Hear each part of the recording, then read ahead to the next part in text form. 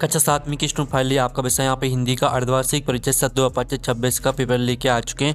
आप लोग बहुत सारे यहाँ पर कमेंट रहे थे कि हिंदी विषय का पेपर लाओ, तो फाइनली आपका पेपर आ चुका है। और साथ ही इस वीडियो में हम संपूर्ण उत्तर सहित आपका हिंदी विषय का पेपर कंप्लीट करने वाले हैं। तो वीडियो को लाइक कर लीजिए, चैनल को सब्सक्राइब कर लीजिए।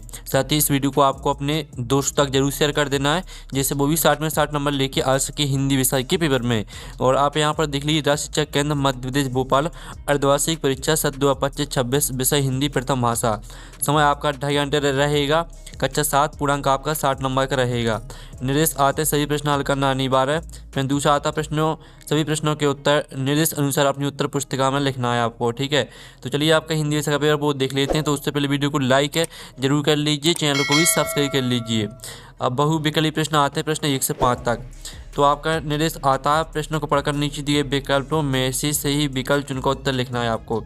तो पहला आता महानगरों में कौन सा त्यौहार जोर शोर से मनाया जाता है। तो आपका यह था गणगौर, बी था ओणम, और सी था दीपावली, और डी था होली।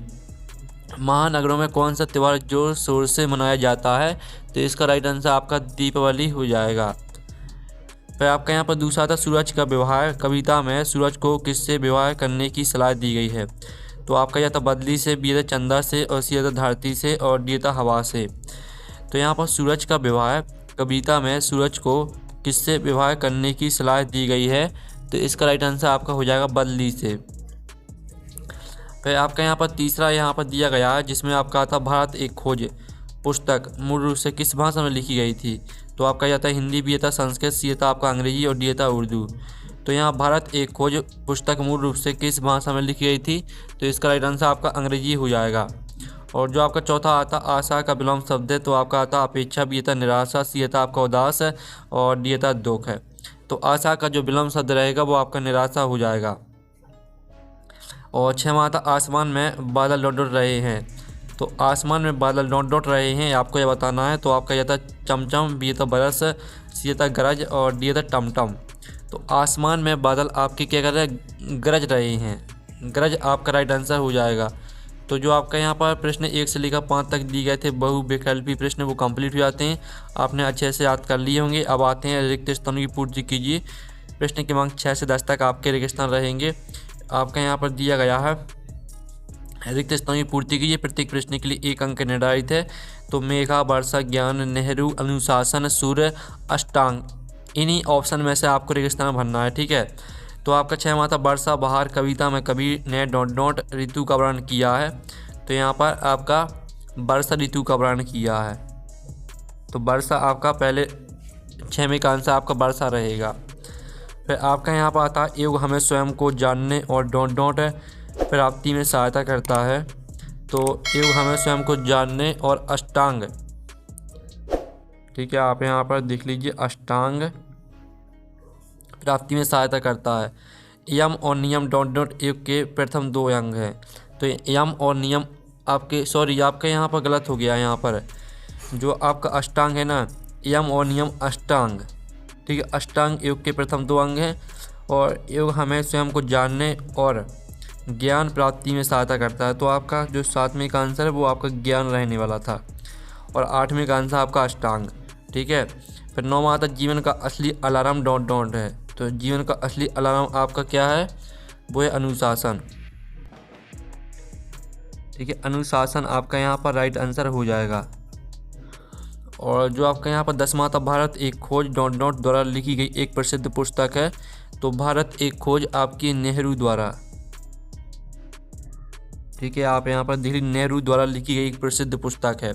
तो जो आपके रिक्त स्थान है वो कंप्लीट हो जाते हैं। 6वें का आंसर आपका वर्षा रहेगा। 7वें का आंसर आपका आपका यहाँ पर 7वें का आंसर ज्ञान रहेगा। यम और नियम अष्टांग योग के प्रथम 2 अंग है। तो आपका 8वें का आंसर अष्टांग, 9वें का आंसर आपका अनुशासन, और 10वें का आंसर आपका नेहरू। अब आते हैं अति लघु उत्तरीय प्रश्न आते हैं 11 से 16 तक। प्रश्नों को उत्तर 1 या 2 वाक्यों में लिखना है। प्रत्येक प्रश्न के लिए 2 अंक निर्धारित है। तो एव का शाब्दिक अर्थ क्या है। तो चलिए आपको एव का शाब्दिक अर्थ बताना है। तो जो इसका उत्तर है वो हम यहाँ पर देख लेते हैं। आप लोग वीडियो को लाइक जरूर कर लीजिए और चैनल को भी सब्सक्राइब कर लीजिए। तो आप यहाँ पर देख लीजिए, एव का शाब्दिक अर्थ है जोड़ना या मिलन, या आत्मा का परमात्मा से, या शरीर, मन और आत्मा के मिलन को दर्शाता है। और फिर आपका यहाँ पर आता ठीक है, दीपू को अपनी दादी की कौन सी बातें सबसे अच्छी लगती थी? तो इसका आंसर आप यहाँ पर देख लीजिए। दीपू घड़ी कहानी पर आधारित है। दीपू को अपनी दादी की वह बात सबसे अच्छी लगती थी कि जब भी वह कोई गलती करता था तो दादी माँ की छाया में खड़े हो जाने से उसे अभयदान माफ़ी मिल जाता था। ठीक है, आपका 12वें प्रश्न का उत्तर हो जाता है।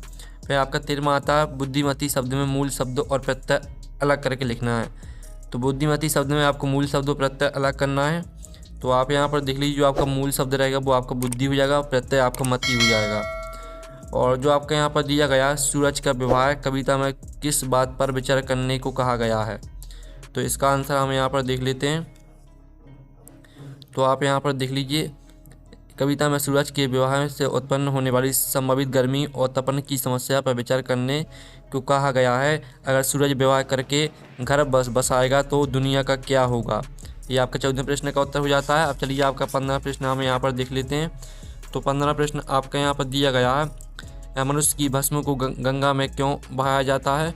तो इसका जो उत्तर है वो हम आपको यहाँ पर दिखा देते हैं। तो आप यहाँ पर देख लीजिए, मनुष्य की भस्म को गंगा में बहाना मोक्ष प्राप्ति की धार्मिक मान्यता से जुड़ा है। माना जाता है कि ऐसा करने से आत्मा को शांति मिलती है, वह जन्म मरण के चक्र से मुक्त हो जाती है। गंगा को पवित्र नदी और मोक्षदायिनी माना जाता है। फिर आपके यहाँ पर 16वां प्रश्न आता है, निम्नलिखित शब्दों के तत्सम रूप लिखो। रात, हाथ, मोर, इनके आपको तत्सम रूप लिखना है। तो चलिए आपके यहाँ पर देख लीजिए, रात का आपका तत्सम रात्रि हो जाएगा, हाथ का आपका हस्त हो जाएगा और मोर का आपका मयूर हो जाएगा। ठीक है, अब चलिए आपके आते हैं लघु 30 प्रश्न आते हैं, प्रश्न 17 से 22 तक। निर्देश आता प्रश्नों का उत्तर 40 से 50 शब्दों में लिखिए। प्रत्येक प्रश्न के लिए 3 अंक आपका निर्धारित है। तो आपका 17वां आता, नेहरू जी ने देश के लिए क्या क्या किया, संक्षेप में आपको लिखना है। तो इसका जो उत्तर रहेगा वो आप यहाँ पर थे, पंडित जवाहरलाल नेहरू जी ने देश की स्वतंत्रता संग्राम में सक्रिय भाग लिया और कई बार जेल गए। ठीक है, यहाँ से लेकर आपको योगदान दिए, यहाँ तक पूरा याद कर लेना है। फिर आपका आता 18वां, कवि बादलों को देखकर क्या क्या कल्पना करता है? मेघबाजी कविता के आधार पर लिखना है आपको। तो आप यहाँ पर देख लीजिए, कवि बादलों को देखकर कल्पना करता है कि ढोल बजा रहे हैं। बादलों की गड़गड़ाहट, बिजली को वह हंसती हुई और तालियां बजाती हुई परी की तरह देखता है। ठीक है, आपके यहाँ पर तरह गिर रही है, यहाँ तक ये पूरा याद कर लेना है। फिर आपका आता, किसी व्यक्ति की सज्जनता की पहचान करने के लिए क्या आवश्यक है? तो इसका जो उत्तर है वो हम यहाँ पर देख लेते हैं। ये आपको ना इसमें क्वेश्चन का आंसर रहने वाला है। किसी व्यक्ति की सज्जनता की पहचान के लिए उसका आचरण और उसके विचार आवश्यक है। सज्जन व्यक्ति में निम्नलिखित गुण होने चाहिए। चारों पॉइंटों को पूरा याद कर लेना। ठीक है, इस तरह से आपको ना इसमें क्वेश्चन का उत्तर हो जाता है। फिर 20वां आता, कर्मण्यता, ठीक है, का क्या अर्थ है? इसके महत्व को समझाना है आपको। तो आप यहाँ पर देख लीजिए, कर्मण्यता का अर्थ है वह भाव या अभिवृत्ति जो व्यक्ति को अपने अंदर बनाए रखनी चाहिए जब वह कर्म में रत हो। इसका तात्पर्य है लगन, सतर्कता, जीवंतता, बल, तत्परता, विवेक और निष्ठा के साथ अपने काम को करना। अब चलिए आपका यहाँ पर 21वां आता, दीपू घड़ी कहानी से हमें क्या शिक्षा मिलती है? तो इसका उत्तर आप यहाँ पर देख लीजिए और साथ ही इसके महत्व भी देख लीजिए। आपके 20वें क्वेश्चन का आंसर, ठीक है, कर्मण्यता का महत्व भी दिया गया। ठीक है, आपको दिखाया नहीं था, आप देख लीजिए। अब चलिए आपकी दीपू घड़ी कहानी से हमें क्या शिक्षा मिलती है? तो इसका उत्तर भी आप यहाँ पर देख लीजिए। और फिर आपका यहाँ पर आता, गणगौर का त्यौहार किस प्रकार मनाया जाता है? वर्णन करना है आपको। तो ये आपका यहाँ पर दिया गया है। ठीक है, गणगौर का त्यौहार मुख्य रूप से राजस्थान और उत्तर प्रदेश के कुछ हिस्सों में मनाया जाता है। इसको पूरा आपको याद कर लेना, इसका आप स्क्रीनशॉट ले लीजिए। फिर आपका यहाँ पर आता, द्विगुत्तीय प्रश्न आते 23 से 26 तक। तो निर्देश आता, प्रश्नों का 75-100 शब्दों में लिखना। प्रत्येक प्रश्न के लिए 5 अंक आपका निर्धारित है। तो 23वां आता, निम्नलिखित में से किसी एक महापुरुष पर 10 वाक्य आपको लिखना। Swami Vivekananda, Subhash Chandra Bose, doctor APJ Abdul Kalam. तो चलिए हमें यहाँ पर आपका डॉक्टर APJ अब्दुल कलाम पर 10 वाक्य देख लेते हैं। तो ये आपकी डॉक्टर APJ अब्दुल कलाम पर यहाँ पर 10 वाक्य दिए हैं, तो इनको आपको याद कर लेना है। फिर आपका आता है, मेरी कविता पाठ के मुख्य विचारों को अपने शब्दों में आपको समझाना है। तो चलिए आपका यहाँ पर 24वें प्रश्न का उत्तर देख लीजिए। आपका यहाँ पर 24वें प्रश्न का उत्तर रहेगा, तो इसका आप स्क्रीनशॉट ले लीजिए। फिर आपका 25वां आता, योग हमारे जीवन में किस प्रकार सहायक है? इसके लाभों का वर्णन करना है आपको। तो चलिए आपका 25वें क्वेश्चन का आंसर देख लीजिए। ये आपका 25वें क्वेश्चन का आंसर रहेगा। तो आप यहाँ पर देते एवं हमारे जीवन में शारीरिक, मानसिक, बौद्धिक और आध्यात्मिक उत्थान में सहायक है और योग के लाभ देख लीजिए। फिर आपका यहाँ पर आता है अपने छोटे भाई को परीक्षा में अच्छे अंक लाने के लिए समय प्रबंधन का महत्व समझाते हुए एक पत्र आपको लिखना है। तो चलिए आपका 26वें क्वेश्चन का आंसर हम यहाँ पर देख लेते हैं। तो ये आपका पत्र दिया गया है, इसको पूरा आपको याद कर लेना है, ठीक है। ये आपका 26वें क्वेश्चन का आंसर रहेगा। और साथ ही जो आपका अथवा का है, तो अथवा में दोनों में से आपको एक करना है, तो हमने ऊपर वाले का आंसर करा दिया है। तो जो आपका हिंदी विषय का पेपर है वो कंप्लीट हो जाता है। साथ ही आपको कक्षा 7वीं के सभी विषय के जो पेपर हैं वो आपको हमारे चैनल पर मिल जाएंगे, हमने डाल दिए हैं। तो हम नेक्स्ट वीडियो में मिलते हैं। Thanks for watching.